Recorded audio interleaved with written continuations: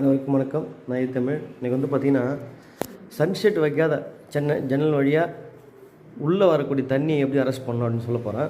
இப்போ எங்கள் வீட்டில் வந்து சன்ஷெட் வைக்கல, ஏன்னா பக்கத்துலேயே வந்து வீடு இருக்கிறதுனால இப்போ என்ன பண்ணியிருக்குன்னா, தண்ணி வந்து இது முன்னாடி மழை தண்ணி இந்த ஜாயிண்ட் இருக்குது பார்த்தீங்களா, ஜன்னலுடைய எந்த பக்கம் ஜாயிண்ட்டு, நெக்ஸ்ட்டு இந்த மிடில் ஜாயிண்ட்டு, நெக்ஸ்ட்டு ஜன்னலுடைய இந்த பக்கம் ஜாயிண்ட்டு, இது வழியாக வந்து பார்த்திங்கன்னா தண்ணியாகப்பட்டது மழை பெய்யும்போது சீப்பேஜ் ஆகி இது வழியாக வந்துட்டு ரூமுக்குள்ளே வந்துடும்.